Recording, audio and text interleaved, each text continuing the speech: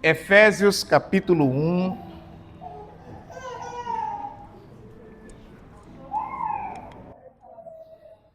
Efésios capítulo 1. Amém? Na semana passada, nós ficamos aqui nós fomos até o versículo 5.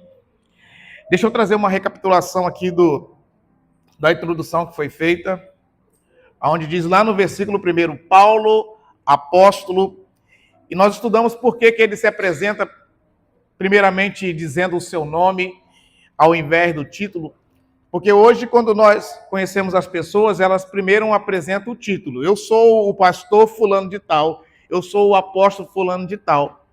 Sempre coloca o título em primeiro, e tem pessoas que parece que o título é até o nome da pessoa, né? Eu sei que é inevitável isso, mas hoje tem pessoas que não sabem nem o meu nome. É só pastor, pastor, pastor, pastor. E muitos não sabem nem o meu nome. Mas eu tenho um nome, tenho uma identidade, amém? Que essa identidade está atrelada no nome. Por isso ele se apresenta, Paulo, o apóstolo. Porque quem você é muito mais importante do que aquilo que você pode fazer para Deus. Deus está muito mais interessado em quem você é, em quem você está permitindo que Ele te torne a cada dia, amém?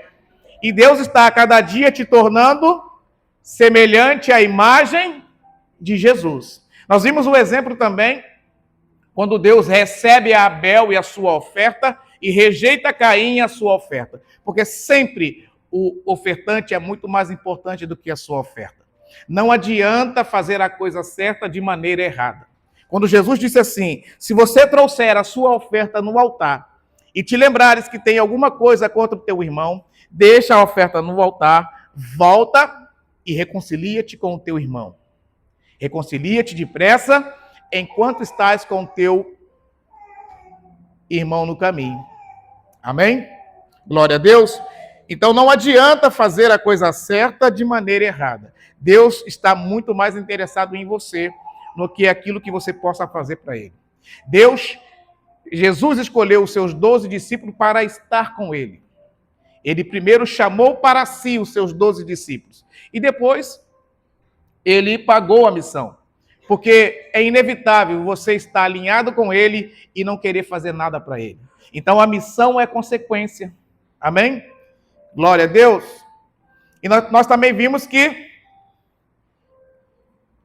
Ele, ainda aqui no versículo 1, Paulo, apóstolo de Jesus Cristo, por vontade de Deus, aos santos que estão em Éfeso. Então a Bíblia ela vai te chamar de santo. Quem te chama de evangélico é a mídia social. Quem te chama de evangélico é as redes sociais. A Bíblia te chama de filho e de santo. Amém? Você não é um pecador lutando para ser santo. Você é santo, lutando contra o pecado. Como Deus disse para Caim, o pecado jaz às portas. Cabe a ti, não a Deus, dominá-lo. Então somos nós que temos que dominar pelo pecado, porque Paulo vai falar lá no capítulo 6 de Romanos que o pecado não tem mais domínio sobre vós, pois estáis mortos para o pecado e vivo para Deus. Amém, queridos? No versículo 3, bendito Deus e Pai de nosso Senhor Jesus Cristo, o qual nos abençoou com todas as bênçãos espirituais. E essas bênçãos espirituais já estão manifestando em nós. As bênçãos espirituais, no qual Deus nos abençoou em Cristo Jesus, nas regiões celestiais, já se manifestam em nossas vidas. Nós fomos ver lá no versículo 4, eleição. A eleição é a primeira bênção espiritual que Deus manifestou em você. Ele te escolheu. Ele te escolheu nele antes da fundação do mundo, para que fosse santo, para que fôssemos santos e irrepreensíveis diante dele em amor. Stefano, pede para ele mudar a música. Aleluia. Amém, queridos?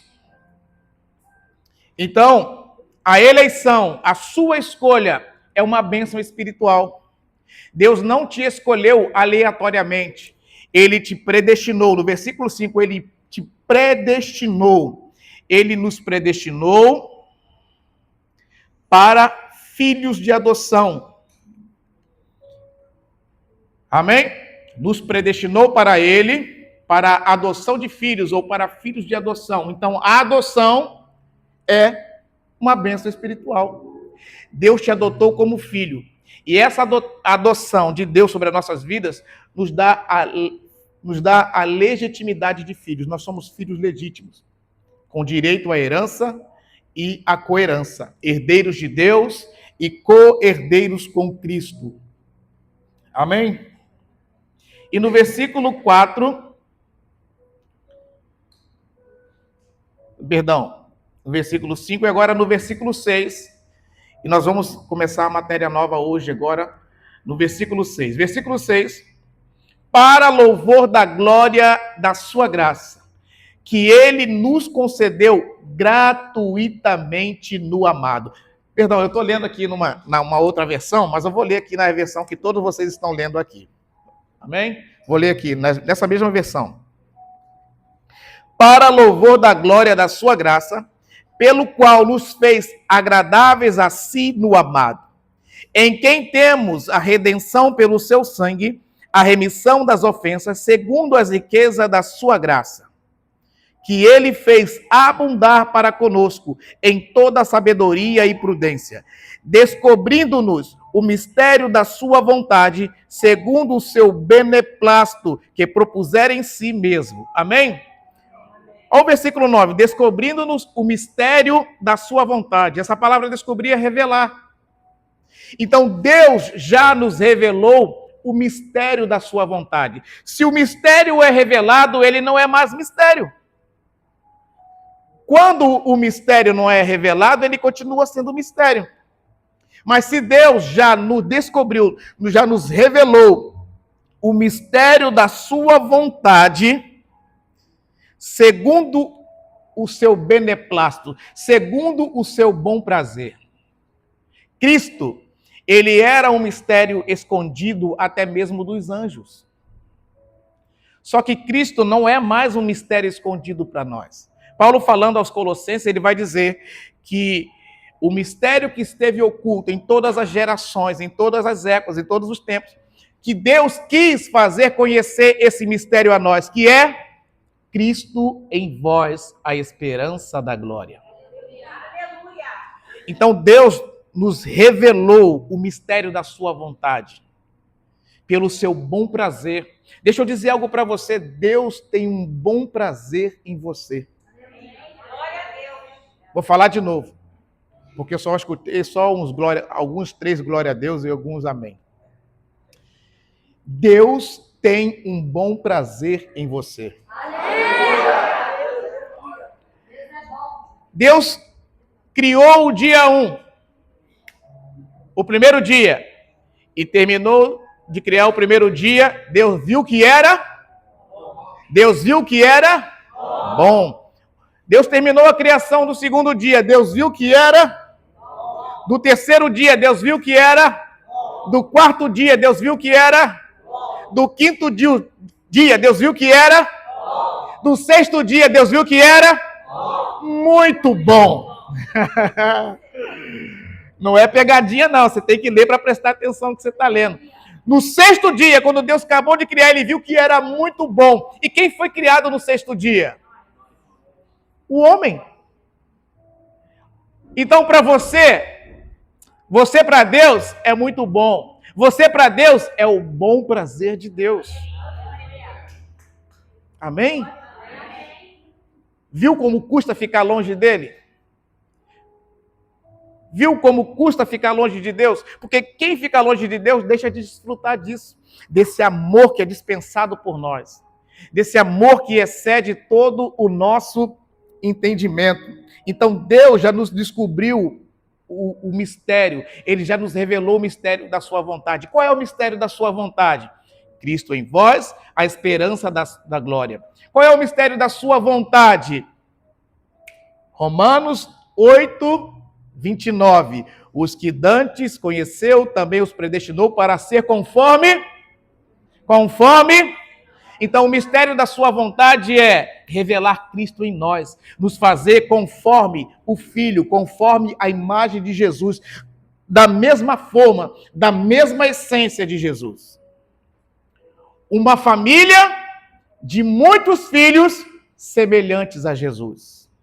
Um reino sacerdotal, um reino de sacerdotes.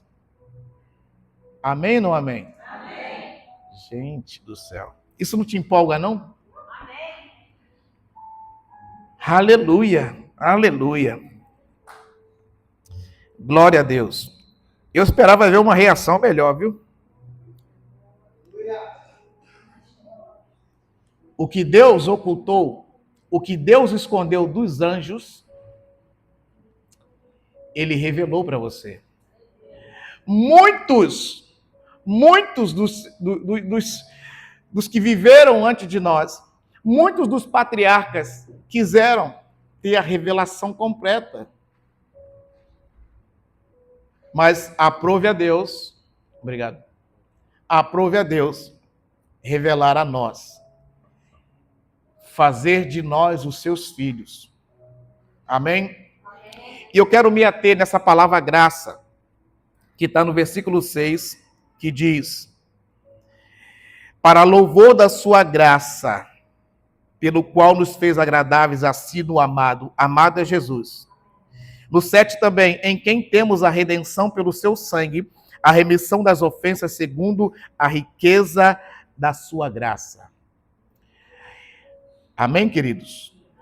Que ele fez abundar para conosco em toda sabedoria e prudência. Abra sua Bíblia em João, no capítulo 1. Evangelho de João 1. João 1,17.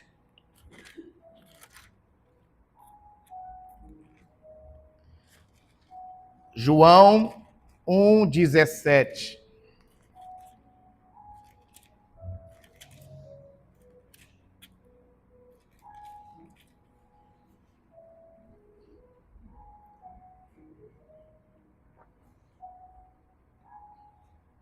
Você achou aí?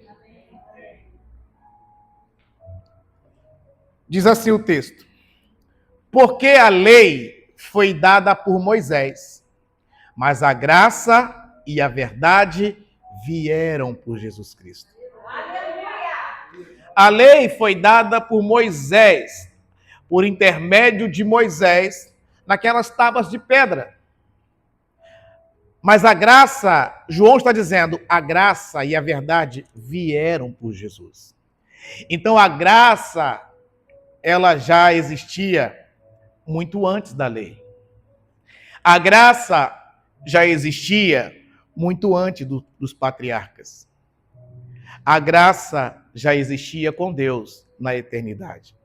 A graça é uma pessoa. A graça é Jesus Cristo. Glória a Deus. Então Jesus Cristo veio, a graça de Deus veio. E ela não veio de uma maneira pequena, de uma maneira limitada. Ela veio com a riqueza da sua glória e fez abundar em cada um de nós, em toda sabedoria e prudência. A graça é Jesus Cristo. A graça é uma pessoa.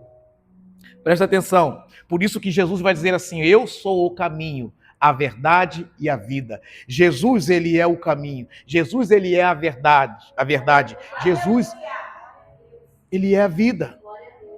Jesus é a graça de Deus. O que diz João 8,32? E conhecereis a verdade. O 36 vai dizer assim: e se o Filho vos libertar, verdadeiramente sereis livres. Então, presta atenção. Dessa verdade, nós não aprendemos da verdade. Essa verdade não é só para se informar da verdade. O que vai surtir efeito na sua vida é conhecer da verdade. É conhecer de Cristo. Cristo já veio. A graça e a verdade vieram por Jesus Cristo. Amém? Vá comigo em Gênesis, capítulo 3, versículo 21. Gênesis 3, 21.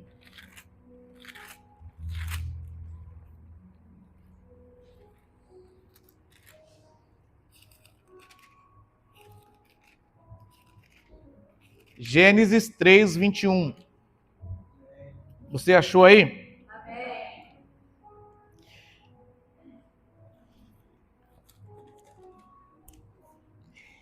E fez o Senhor Deus a Adão e a sua mulher túnicas de peles. E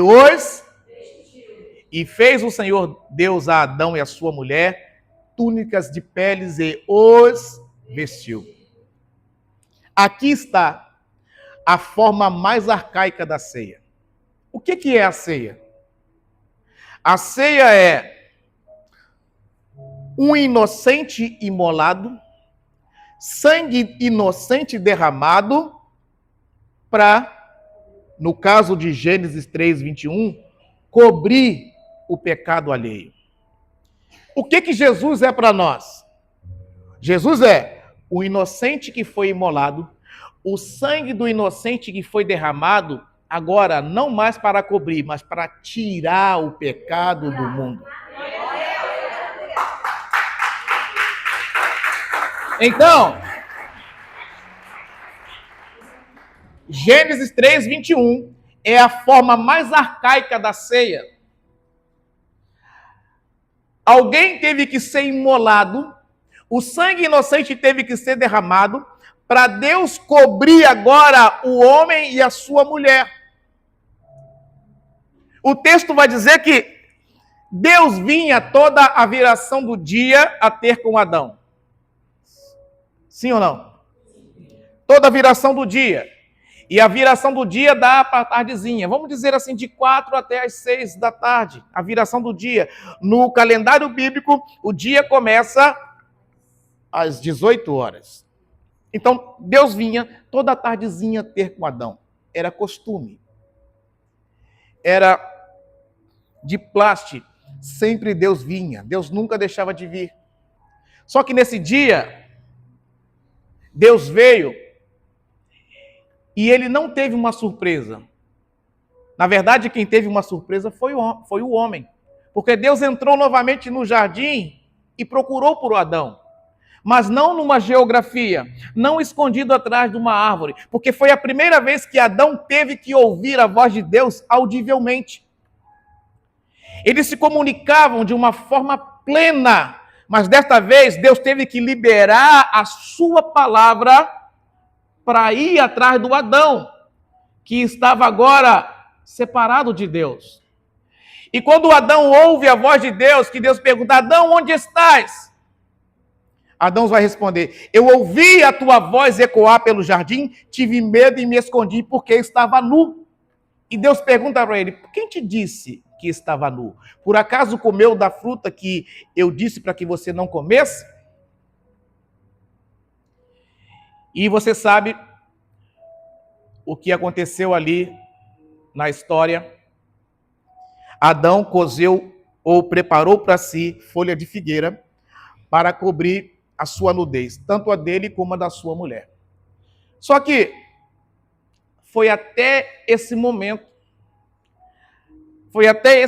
que ele se separa de Deus, que ele vai descobrir que estava nu. E Adão estava o tempo todo nu. Ele e a sua mulher viviam de uma maneira plena no paraíso. Eles não tinham roupas, eles viviam de uma maneira plena, coberto de luz, coberto pela luz do Senhor. Mas nesse momento, Adão, ele se vê nu, porque antes Adão só conhecia o bem.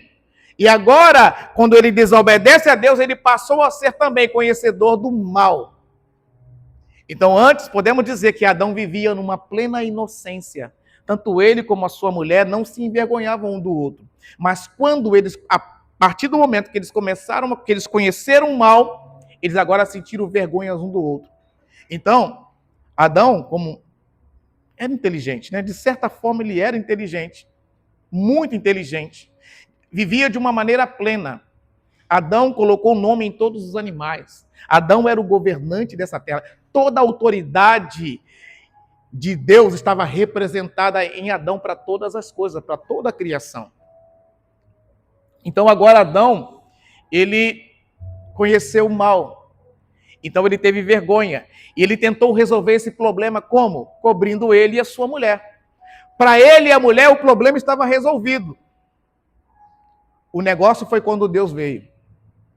Quando Deus veio, ele disse assim: eu estava nu. Eu tive medo e me escondi porque eu estava nu. Deus pergunta para ele: quem te disse que você estava nu? Você comeu, né? Da fruta que eu proibi que você comesse. Da árvore que eu proibi que você comesse. Então, deixa eu dizer algo para você. Não é a justiça do homem que vai resolver o problema do homem. É só Deus que pode resolver o problema do homem. O problema do pecado é só Deus que pode resolver e Deus já resolveu. O pecado não é problema para Deus. O pecado é problema para o homem. Porque o homem estava em pecado, se escondendo de Deus, e Deus continuou vindo no jardim. Um dos sintomas de alguém que se separa de Deus é querer se esconder dele, querer correr dele. Então o pecado não é problema para Deus, o pecado é problema para o homem. E Deus resolveu o problema do pecado na cruz do Calvário. Ali, Deus só estava dando uma prefiguração do que ele faria. Cobrir o homem com veste de animal, com pele de animal, é graça. É Deus manifestando a sua graça. A graça de Deus não veio no Novo Testamento. A graça de Deus é desde a eternidade. Amém ou não amém? Abra sua Bíblia em Apocalipse capítulo 13. Apocalipse capítulo 13.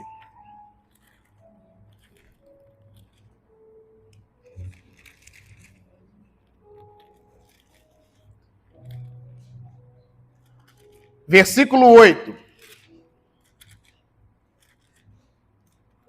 Apocalipse 13, 8.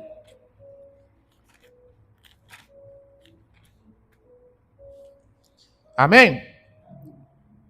E adoraram-na todos que habitam sobre a terra, cujos nomes não estão escritos no livro da vida. Se o nome não está escrito no livro da vida, não é crente aqui, tá, irmãos? É ímpio. Não é santo aqui, não. É ímpio. Cujo nome não estão escritos no livro da vida do Cordeiro, que foi morto desde a fundação do mundo. O Cordeiro foi morto desde a fundação do mundo. Amém? Então, preste atenção. A salvação é um plano perfeito e bem elaborado por Deus. O Cordeiro não foi morto quando Deus viu a questão do pecado. O Cordeiro não foi morto quando Deus viu que Adão falhou. Não, o Cordeiro foi morto desde a antiguidade. Melhor dizendo, desde a eternidade. O Cordeiro foi morto desde a fundação do mundo. No coração de Deus, Jesus só cumpriu na cruz aquilo que Deus tinha predeterminado. Jesus já tinha morrido no coração de Deus para poder resgatar o homem, para salvar o homem, para reconciliar o homem com Deus desde a eternidade. O Cordeiro foi morto desde a fundação do mundo. Abra sua Bíblia em Isaías, capítulo 46.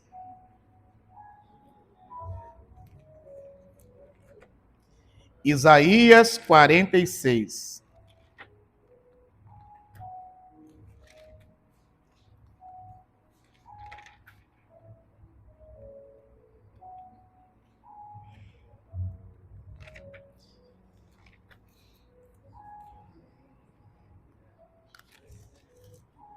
Amém?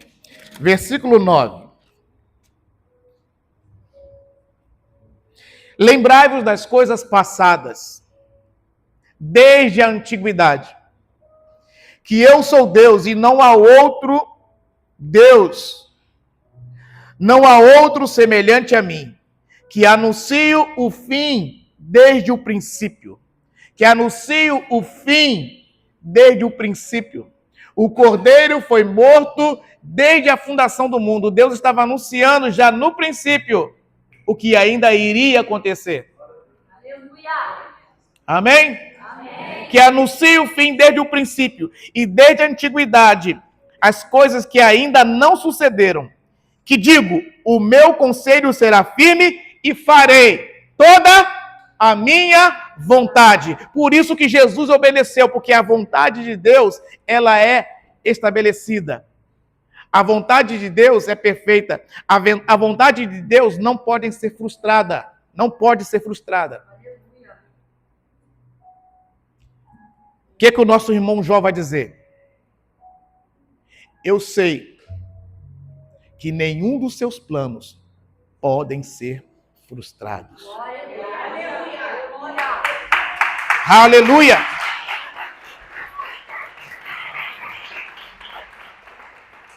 Deus anuncia o fim desde o princípio. Deixa eu dizer algo para você aqui, profeticamente. Você quer descobrir algo da sua vida? Do seu propósito, da sua identidade? Se alinha com Deus. Porque Ele conhece o teu dezembro de 2026. Ele conhece o teu janeiro de 2027. Ele pode te mostrar coisas que ainda irão acontecer agora, para que você se prepare, para que você se programe. Ele conhece o fim das coisas desde o início. O Salmo 139 vai dizer que todos os seus dias estão escritos num livro, sem que nenhum deles ainda acontecesse. Quer saber acerca da sua vida? Se alinha com Deus. Né? Tem gente que vai procurar aí aquelas pessoas que leem mão, ou isso, daquilo, ou outro, para saber do futuro. A perguntar a Deus, se Ele quiser te revelar, Ele vai te revelar. Mas se não quiser, continua confiando nele. Continua confiando nele. Amém? Glória a Deus. Então Deus anuncia o fim das coisas no início. O Cordeiro foi morto desde a fundação do mundo. A salvação é um plano bem elaborado por Deus. Então, na eternidade, você já foi amado por Deus. Na eternidade, você já foi escolhido por Deus. Na eternidade, você já foi predestinado por Deus. Na eternidade, Deus te escolheu para fazer semelhante a Cristo. Aleluia! Isso não tem nada a ver com a minha e com a sua escolha. Foi pelo seu bom prazer. Foi pelo beneplácito de sua vontade. Que Ele nos amou, nos escolheu. Que Ele nos adotou como filho. Com o propósito de sermos santos. Santo já está manifestando na sua vida. Santo você já é. Santos e irrepreensível. Repreensível ainda somos, mas Deus está nos levando, Deus está nos dirigindo, está nos moldando, nos transformando para chegar a este lugar de irrepreensível. Ele já nos abençoou com todas as bênçãos espirituais nos lugares celestiais em Cristo. A bênção é espiritual. Amém ou não amém? O que significa isso? Quanto mais eu me torno espiritual, mais acesso eu tenho a essas bênçãos. Vou falar de novo. A bênção é espiritual. E quanto mais eu me torno espiritual, mais acesso eu tenho a essas bênçãos. Mais essas bênçãos se manifestam em minha vida. Amém? Glória a Deus!